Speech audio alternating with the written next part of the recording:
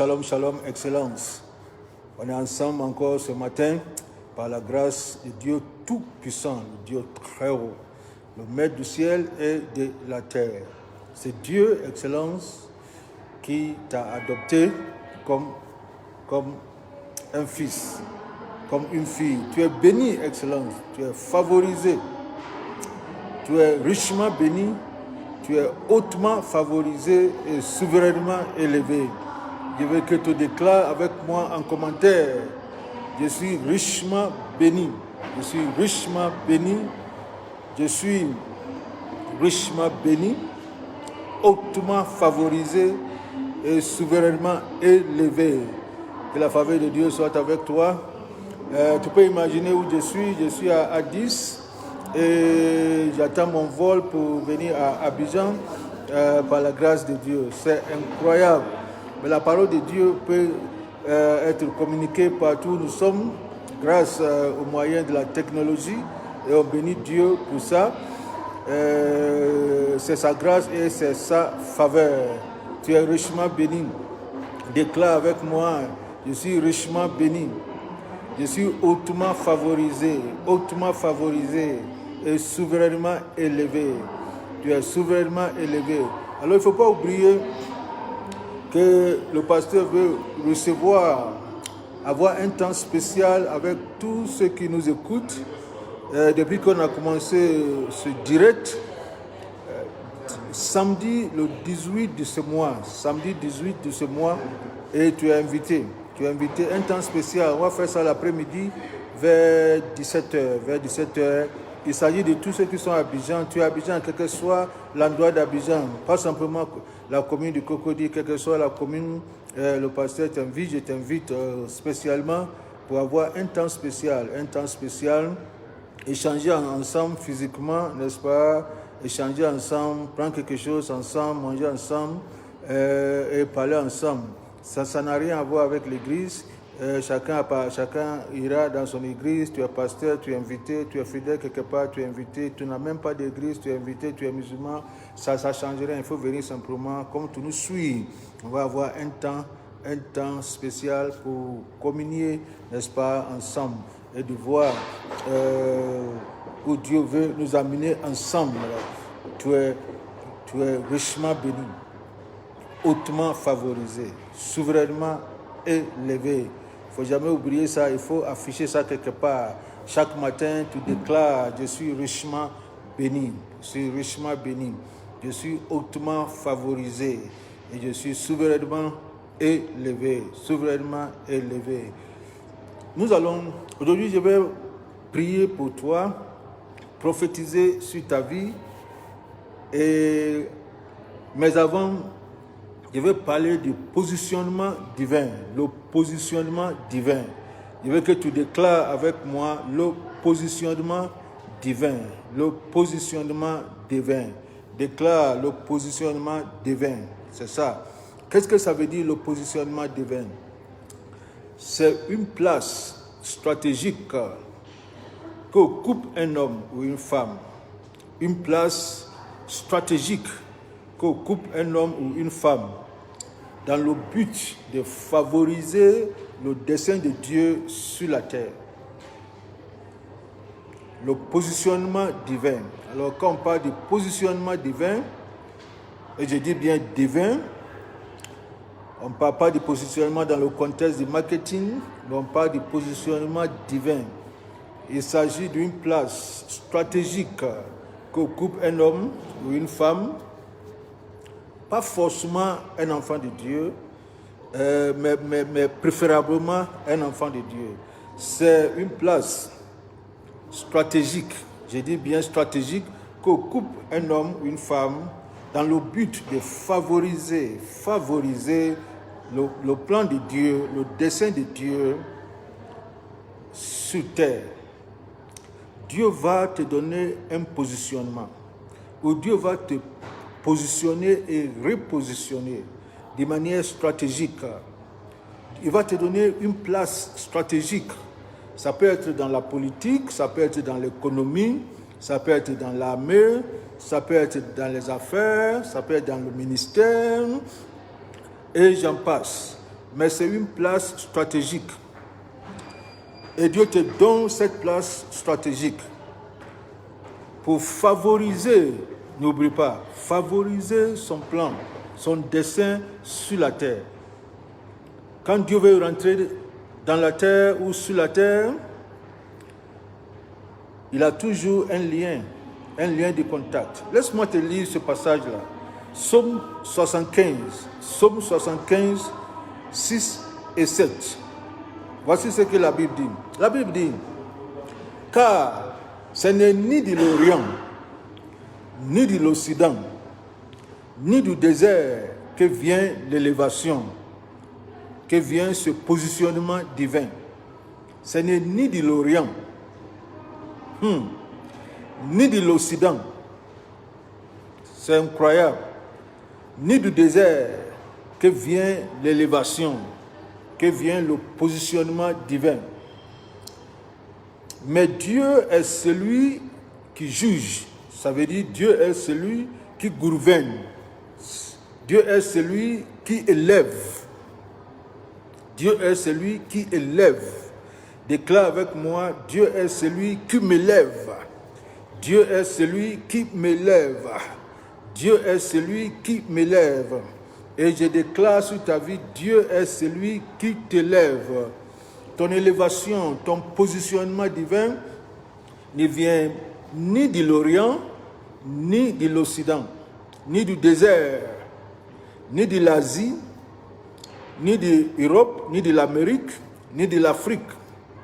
Ça vient du ciel. Ton élévation vient du ciel. Et il dit, mais Dieu est celui qui juge. Ça veut dire qui élève, qui décide. Il abaisse l'un et il élève l'autre. Et Bahatayanda. Il abaisse l'un et il élève l'autre. Il m'a chargé de te dire, toi tu n'es pas celui que Dieu abaisse. Tu es celui que Dieu élève. Tu es celui que Dieu positionne. Tu es celui que Dieu positionne et repositionne de manière stratégique. Parce qu'il t'a placé là-bas comme Esther pour un but. Il t'a placé là-bas comme Joseph pour un but. Il t'a placé là-bas comme Daniel pour un but. C'est pour favoriser son dessein. Pas pour favoriser toi, ton dessein. Mais pour favoriser lui, son dessein. Il a un plan. Il a un projet. Et sur la terre. Mais il va passer par quelqu'un. Et il va repositionner cette personne.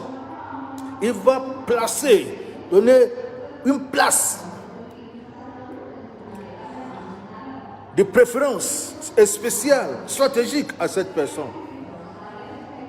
Mais cette personne-là doit connaître le but pour lequel Dieu l'a positionné.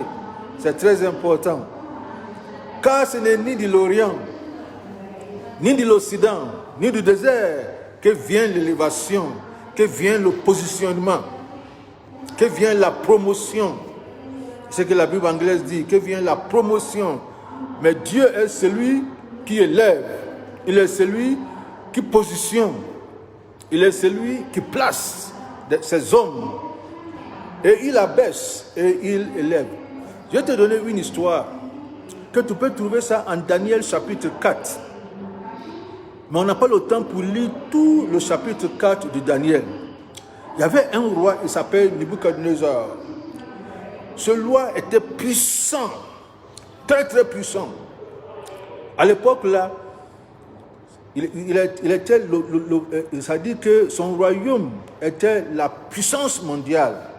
Babylone, la grande, la puissance mondiale, dans tous les sens, militaire, économique, et j'en passe. Il bâtit un grand palais. Et voici ce qu'il dit. Et quand il a bâti un grand palais, il dit, voici le palais que ma puissance m'a construit. Que la puissance de ma gloire l'a construit. Et alors qu'il parlait, il ne savait pas qu'il y a quelqu'un qui était au-dessus de lui. Il ne savait pas. Il ne savait pas qu'il y a quelqu'un qui est maître du temps et des circonstances. Il ne savait pas. Il ne savait pas que c'est Dieu qui élève et c'est Dieu qui abaisse. Il ne savait pas que c'est Dieu qui l'avait élevé. Il ne savait pas. Et il ne savait même pas que Dieu était capable de l'abaisser. Il ne savait pas. Il était très très puissant. Alors qu'il parlait, Dieu lui dit, ok, j'ai compris. Ok, c'est toi qui es fort, pas de problème. C'est toi qui as construit ici, ok. Si tu ne me reconnais pas, que c'est moi qui a fait, je vais t'envoyer à un endroit que moi, tu reconnais que moi j'ai fait. Dieu l'a envoyé en brousse. Dieu l'a transformé en un monstre bizarre. Et il vivait avec les bêtes. Ça ne sera pas ta portion. Jamais ta portion est ta part. Excellence. Et il mangeait avec les bêtes. Il a passé 7 ans là-bas. Et écoute ce qu'il dit. Écoute Nebuchadnezzar. Daniel 4, je lis à partir du verset 34. Et après nous allons prier. Après le temps marqué, moi, Nebuchadnezzar, j'ai levé les yeux vers le ciel et la raison me revint. La raison me revint. J'ai béni le Très-Haut. J'aime ça. Il fallait faire ça avant. Tu vas passer dans toutes ces choses-là avant de comprendre ce qui est très très simple. Il dit, je bénis le Très-Haut. J'ai loué et glorifié celui qui vit éternellement. Il allait à l'école. Maintenant, il a compris qu'il y a quelqu'un qui s'appelle Très-Haut. Il y a quelqu'un qui vit éternellement. Il pensait que c'était lui. Celui dont la domination est une domination éternelle. Il a compris ses leçons. Et dont le règne subsiste de génération en génération. Tous les habitants de la terre ne sont à ses yeux que néant. Nebou, c'est toi qui dis ça aujourd'hui. Il agit comme il lui plaît. Il a compris. Avec l'armée des cieux, on ne sait pas qu'est-ce qu'il a vu. Avec l'armée des cieux et avec les habitants de la terre. Et il n'y a personne qui résiste à sa main et qui lui dise, que fais-tu? En ce temps, quand il a commencé à comprendre ce qu'il aurait dû comprendre il y a longtemps. Si tu commences par où tu devrais terminer, si tu termines par où tu devrais commencer, tu risques de terminer par là où tu devrais commencer. Écoute, il dit, en ce temps, la raison me revint, la gloire de mon royaume, ma magnificence et ma splendeur me fut rendue. Mes conseillers et mes grands me redemandèrent. Je fus établi dans mon royaume et ma puissance ne fit que s'accroître. Quand il a compris que c'est Dieu qui fait le positionnement, c'est Dieu qui élève et c'est Dieu qui abaisse. Et quand il a vu que lui aussi il est abaissable, ça veut dire on peut l'abaisser. Il pensait que personne ne pouvait l'abaisser. Alors quand maintenant il a été abaissé, maintenant il reconnaît. Et il sait que maintenant il faut louer Dieu, il faut adorer Dieu. Et c'est ce qu'il a commencé à faire. Il devait commencer par là. Et quand il a commencé à louer Dieu, Dieu va lui apporter une restauration. Et Dieu va le repositionner. Dis après moi, repositionnement. Dieu va le repositionner. Et cette fois-ci, Dieu va l'établir plus haut. Pour qu'ils comprennent que le premier positionnement, là, c'est Dieu qui a fait. Le deuxième aussi, c'est Dieu qui a fait. L'abaissement aussi, c'est Dieu qui a fait. C'est lui qui élève et c'est lui qui abaisse. Et maintenant, écoute. Maintenant, moi, Nebuchadnezzar, je loue, j'exalte Et je glorifie le roi des cieux, dont toutes les œuvres sont vraies et les voies justes. Et qui peut abaisser ceux qui marchent dans l'orgueil. Ça, c'est le roi Nebuchadnezzar qui prêche maintenant, qui loue, qui adore maintenant. Il a compris. Il ne faut pas passer par là pour comprendre. Il faut comprendre dès maintenant. Je vais prier pour toi. Aujourd'hui, j'ai eu à cœur de prier pour toi, de libérer la grâce de Dieu sur ta vie. C'est le positionnement divin, le positionnement, que Dieu te positionne. Excellent. Que Dieu te positionne. Tout ce que j'attends de toi, c'est dis-moi Amen. Que Dieu te positionne. Que Dieu te repositionne. S'il y a eu quelque chose, on t'a renvoyé, je déclare un repositionnement. Et tu seras plus élevé qu'avant. Que Dieu te repositionne. Que Dieu te lève. Que Dieu te lève. Je déclare qu'il te lève. Qu'il te positionne.